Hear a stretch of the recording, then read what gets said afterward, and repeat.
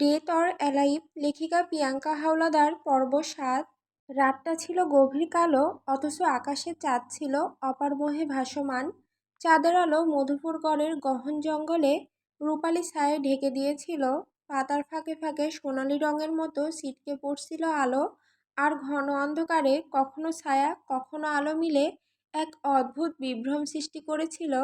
ঝিরঝিরে বাতাসে গাছের পাতারা যেন নিঃশব্দে ফিসফিস করছিল কারো আগমনের পূর্বাভাস। সেই রাতের অন্ধকারে ক্যালিয়ন তার নেকড়ে রূপে জঙ্গলের ভেতর দিয়ে ছুটে চলেছে। তার বিশাল শরীর চকচকে কালো পশমে ঝলসে উঠেছে চাঁদের আলো, চোখ দুটো আগুনের মতো লাল, তীক্ষ্ণ আর সতর্ক। সে জানে অর্ষা অপেক্ষা করছে সারাদিন, এখন তার ধরা দেওয়ার পালা। অন্ধকার যতই গভীর হোক, তার ভালোবাসার পথ সে থেমে যেতে দেবে না। হঠাৎ এক মুহূর্তে সব শব্দ থেমে গেল, বাতাসটা যেন ভারী হয়ে এলো। চারপাশের গাছেরা হঠাৎ স্তব্ধ, পাখিরা চুপ, এক অদ্ভুত ঠান্ডা ছায়া যেন ছড়িয়ে পড়ল জঙ্গলের বুকে। ক্যালিয়ন থেমে দাঁড়ালো, বুকের ভেতর হালকা একটা গর্জন জমে উঠল। তার সামনে চাঁদের আলোয় ছায়াময় অবয়ব একজন বিশালদেহী কালো পোশাকে মোড়া পুরুষ দাঁড়িয়ে আছে। তার মাথায় হুড, মুখ দেখা যায় না, কিন্তু পোশাকের নিচ থেকে বেরিয়ে থাকা আঙুলগুলো অস্বাভাবিক দীর্ঘ ও কালো। ক্যালিয়নের চোখ রক্তলাল হয়ে উঠল। সে চিনে ফেলেছে জিনদের বাদশাহ কায়েস্তদের উত্তরাধিকারী ওয়াসফান কায়াস্ত, তার সবচেয়ে বড় শত্রু, যার হাত ধরেই শুরু হয়েছিল তার পরিবার ধ্বংসের ইতিহাস। ক্যালিয়নের মুখে হালকা গর্জন, দাঁত বেরিয়ে এসেছে। সে প্রস্তুত, কিন্তু একটাই প্রশ্ন মাথায় ঘুরছে, সে এখানে কি করছে এত বছর পর, আর এখন এখানে তার কি কাজ? ক্যালিয়নের চোখ ঝলসে ওঠা আগুনে। সেই রাতের জঙ্গল যেন মুহূর্তে রক্তাক্ত ইতিহাসের স্তব্ধ সাক্ষী হয়ে ওঠে। রাত গভীর, জঙ্গলের মাঝে ছড়িয়ে পড়েছে অদ্ভুত নিস্তব্ধতা। হঠাৎ যেন সেই নীরবতা ভেঙে ছিন্ন ভিন্ন করে দেয় একটি দৃষ্টির তীব্র আগুন। এক দৃষ্টিতে তাকিয়ে আছে ক্যালিয়ন, তার চোখ জ্বলছে, চাঁদের আলোতে ঝিলমিল করছে লাল আভা, আর মুখে এক ঠান্ডা ভয়ঙ্কর প্রশান্তি। ওয়াসফান তখনও ছিল উল্টো দিকে, নিজের জাদুশক্তির হিসেব নিকেশে ব্যস্ত। কিন্তু হঠাৎ একটা অনুভব, একটা ছায়া, একটা শ্বাস তাকে ঘুরে তাকাতে বাধ্য করে। সে ঘুরতেই চোখে পড়ে নেকড়ে রূপে দাঁড়িয়ে আছে ক্যালিয়ন। তার দেহে কালো পশম, দাঁতগুলি যেন রক্তপিপাসায় জ্বলছে, আর বুক ফুলে আছে প্রতিশোধের শপথে। ওয়াসফানের চোখ রাগে জ্বলে ওঠে। সে মুহূর্তেই তার চোখ সোনালী বর্ণ ধারণ করে, তীব্র ঘৃণা ছড়িয়ে পড়ে তার চোখ মুখে। সে ধীরে ধীরে ফিসফিস করে, তুই অবশেষে এখানে কি করছিস? এক লম্বা নিঃশ্বাস ফেলে সে উঠে দাঁড়ায়। তার হাত দুটো শক্ত হয়ে ওঠে, আকাশের দিকে তাকিয়ে একটা পুরনো মন্ত্র ফিসফিস করে বলতে থাকে। হাওয়ার গতিপথ বদলে যায়, গাছের পাতা একসাথে কাঁপতে থাকে। জঙ্গলের গা ছমছমে বাতাস যেন সাক্ষী হতে চায় এই দ্বৈরথের। এদিকে ক্যালিয়ন ধীরে ধীরে এগিয়ে আসে ওয়াসফানের দিকে। পায়ের নিচে পাতার শব্দ যেন সময়ের কাউন্টডাউন। ওয়াসফানও প্রস্তুত, তার পুরো দেহ থেকে তপ্ত জাদুশক্তির ঝলক বেরিয়ে আসছে। দুজন চোখে চোখ রাখে। তাদের মাঝে বাতাস থমকে গেছে, একটি যুদ্ধ, বহু পুরনো রেষারেষির প্রতিশোধ, এবং অদৃশ্য ইতিহাস সব আজ ছায়ায় দাঁড়িয়ে শ্বাস নিচ্ছে। এই জঙ্গলে নিঃশব্দ সাক্ষী হয়ে দাঁড়িয়ে থাকে গাছেরা।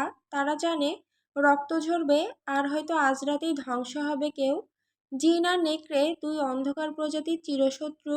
তাদের সম্পর্ক যেন সাপ আর নেউলের মতো, যেখানে দেখা মাত্রই শুরু হয় যুদ্ধ আর শেষ হয় রক্ত ঝরিয়ে। নেকড়েরা জিনদের গন্ধ পেলে 10 হাত দূর থেকে বুঝে যায়, আর তারপর শিকারের মতো বসে খেয়ে ফেলে তাদের। তাদের দাঁত শুধু মাংস ছেড়ে না, চুষে নেয় জিনের শক্তিও, যার ফলে তারা আরও ভয়ানক হয়ে ওঠে, আরও অন্ধকারময়। তবে সব জিন এত সহজে বসে খাওয়ার মতো নয়, কারণ বাদশার মতো শক্তিশালী জিনের সাথে পসরা সাজানো এতটা সহজ না। তার রক্তে আগুন, চোখে হাজার বছরের অভিশাপ, আর মন্ত্রে এমন শক্তি যা নেকড়ে বংশ শেষ করে দিতে পারে। যুগ যুগ ধরে চলছে এই ভয়াল সংঘর্ষ। অন্ধকার বন, পরিত্যক্ত প্রাসাদ, আগ্নেয় গুহা কিংবা মরুভূমির নিচে গোপন বৃত্তে জিন আর নেকড়ের এই রক্তাক্ত লড়াই থামেনি কখনো। কখনো জিনেরা রাজত্ব করেছে, নেকড়েদের নিধন করেছে, আবার কখনো নেকড়েরা দাপটের সাথে শিকার করে গেছে। জিনের রক্তে ভিজেছে জঙ্গলের মাটি। এই যুদ্ধের কোনো শেষ নেই, কারণ এই যুদ্ধ শুধু শক্তির নয়, এটি অস্তিত্বের লড়াই। জিন বা নেকড়ে যেই মানুষ রূপে থাকুক না কেন, একজন অপরজনকে অনায়াসে চিনে ফেলে, আর সেটা কে বা কোন জিন বা কোন নেকড়ে তাও বুঝে যায়। ঘন জঙ্গলের মাঝে শুরু হয়েছে ভয়াল সংঘর্ষ। জিন আর নেকড়ে, দুই চিরশত্রুর ভয়াল লড়াই।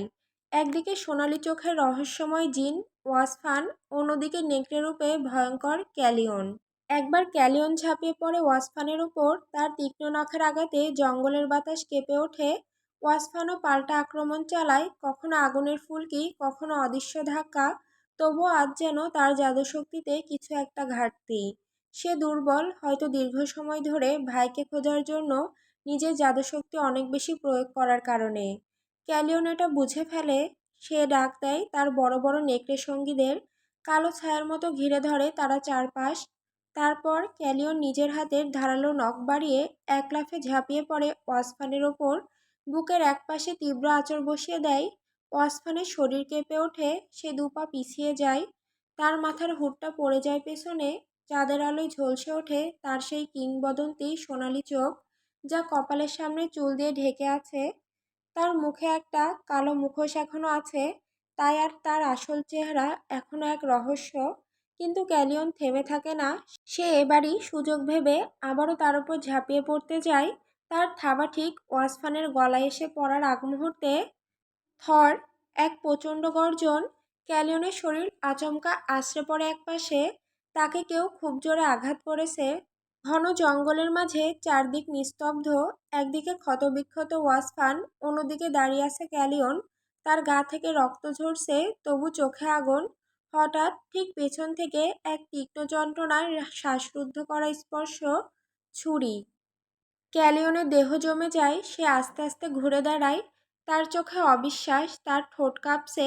আর সামনে দাঁড়িয়ে সেই মুখ, অর্ষা, তার হাতে একটিমাত্র ছুরি, যার ডগায় রক্ত, ক্যালিয়নের রক্ত। তার চোখে ভয়, রাগ আর হতাশার এক অদ্ভুত মিশ্র আবেগ। ক্যালিয়ন স্তব্ধ, তার চোখে যেন সময় থেমে গেছে। এক পলক চেয়ে থাকে সেই মুখের দিকে, যার জন্য এতটা লড়াই, এতটা ত্যাগ, এতটা পাগলামি। তবে সে জানে সে নেকড়ে রূপে, তাই অর্ষা তাকে আঘাত করেছে। সে কিছু বলতে চায়, কিন্তু শব্দ হারিয়ে যায়। তারপর ধীরে ধীরে এক পা দুপা সে পিছিয়ে যায়, তবুও চোখ নামায় না অর্ষার দিক থেকে। তার চোখে এখনো ভালোবাসা, কিন্তু তা প্রকাশ করতে পারছে না। তারপর সে চোখের ইশারায় কিছু একটা জানায় তার সঙ্গীদের। নেকড়ে দল একে একে সরে যেতে শুরু করে। সেও ঘুরে দাঁড়ায়, শেষবারের মতো একবার পিছনে তাকায়। অর্ষা তখনও দাঁড়িয়ে নিঃশব্দে, চোখে মুখে দ্বন্দ্ব। ক্যালিয়ন ছুটে চলে যায় নিচে জঙ্গলের অন্ধকারে। তার পেছন পেছন নেকড়ে দল মিলিয়ে যায় ছায়ার মাঝে। চাঁদের আলো ধীরে ধীরে ম্লান হয়ে আসে। শুধু বাতাসে ভেসে থাকে এক অদৃশ্য প্রশ্ন, ভালোবাসায় কি নতুন কোনো মোড় আসতে চলেছে, না ধ্বংসের কোনো কাহিনী? রাত তখন গভীর। মীরাদের বাড়ি থেকে নিজের পথ ধরে ফিরছিল অর্ষা। চাঁদের আলোয় জঙ্গলের ছায়া আরও বেশি রহস্যময় হয়ে উঠেছিল। হঠাৎ কিছু একটা শব্দ, পাতার কাঁপন, হাওয়ায় অস্বাভাবিক গতি। সে থেমে দাঁড়ায়। দূর থেকে চোখে পড়ে ভয়াল এক দৃশ্য। এক বিশাল নেকড়ে এক মানুষের উপর ঝাঁপিয়ে পড়েছে। অর্ষার বুক ধক করে ওঠে। সে চিনতে পারেনি ক্যালিয়নকে, কারণ সে তখন নেকড়ে রূপে। আর সেই মানুষটি ওয়াসফান, সে ছিল তার মানুষ রূপে। অর্ষার চোখে এই ছিল এক ভয়ঙ্কর দৃশ্য। এক পশু একটি নিরীহ মানুষকে আঘাত করছে। সে আর দেরি করে না, নিজের ছোট ছুরিটা বের করে ছুটে যায় সেই নেকড়ের দিকে। জোরে, সাহসে আর অজানা ভয় নিয়ে। একই মুহূর্তে তার ছুরির তীক্ষ্ণ ফল বসে ক্যালিয়নের শরীরে। নেকড়ে থেমে যায়, ধীরে ধীরে ঘুরে তাকায়, আর দেখে সেই মুখ, অর্ষা। কিছু না বলে ক্যালিয়ন পিছিয়ে যায়। তার চোখে অভিমান, তীব্র যন্ত্রণা আর নিঃশব্দ প্রশ্ন। তবু সে কিছু না বলে সরে যায়। অর্ষা কিছুই বুঝে উঠতে পারে না। তার বুক ধকধক করছে। সে ধীরে ধীরে সামনে গিয়ে সেই মানুষটার কাছে পৌঁছায়। অর্ষা তাকিয়ে দেখে মানুষটা এত বেশি লম্বা, যেন তার সামনে 5 ফুট ইঞ্চির। অর্ষাও খুব ছোট লাগছে। মনে হচ্ছে কোনো লম্বা খাম্বার সামনে দাঁড়িয়ে আছে সে। ওয়াসফান তখন অর্ধ অচেতন, রক্তে ভিজে আছে তার বুক।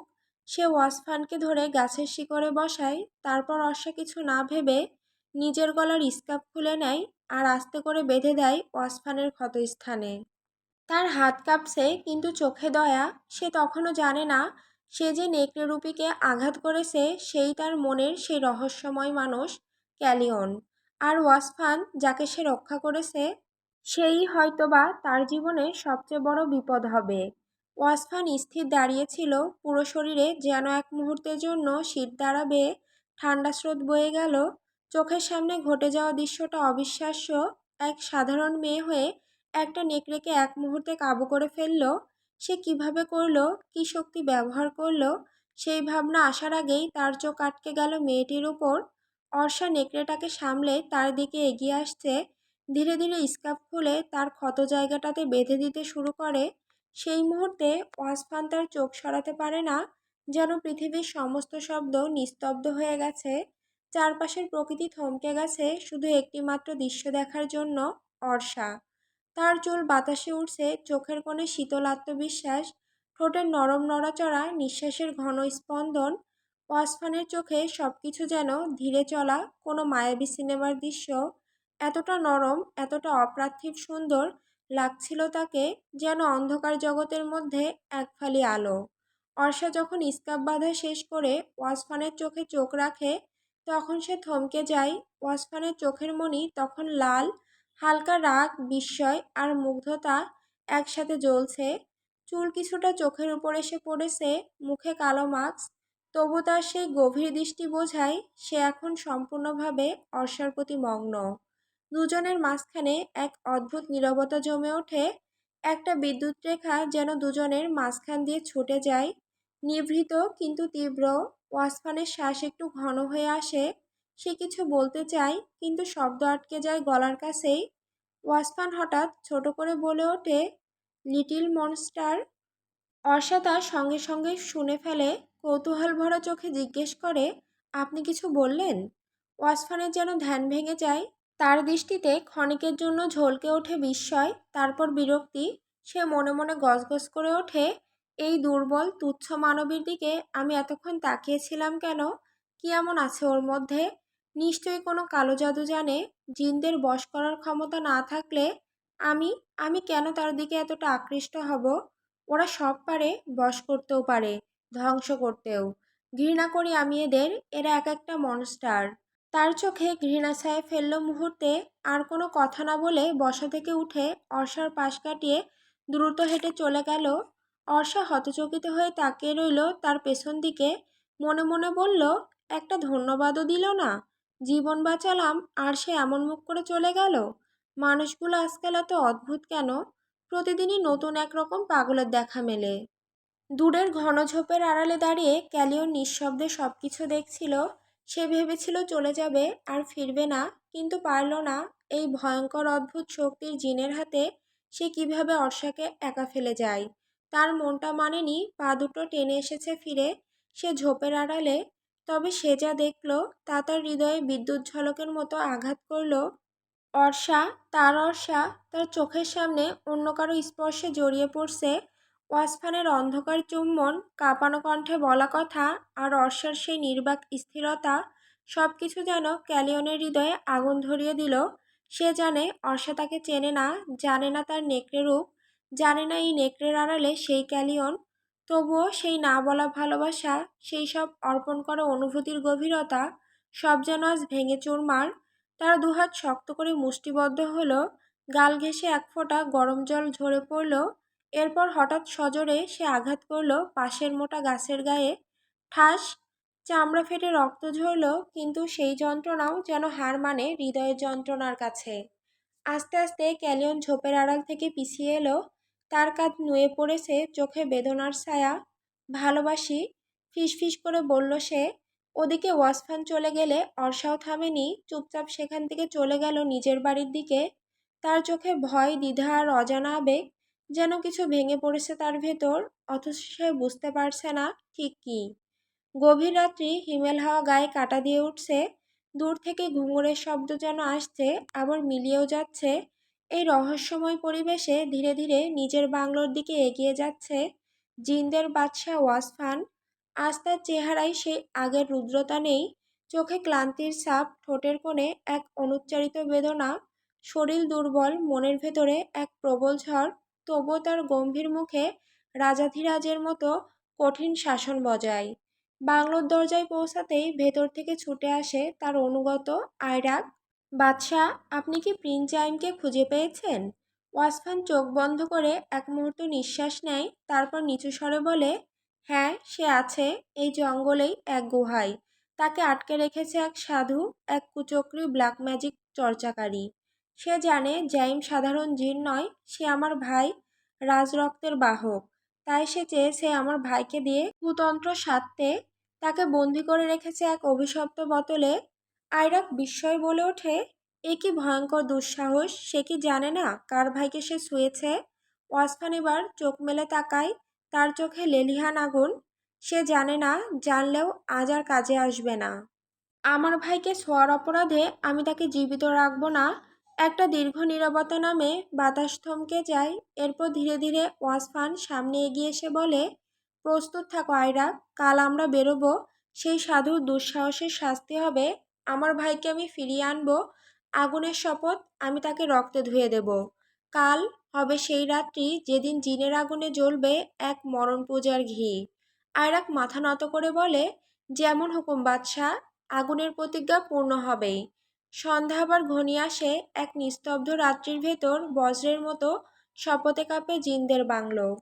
রাত অনেক হয়ে গেছে। অর্ষা বিছানায় শুয়ে ছাদের দিকে তাকিয়ে আছে।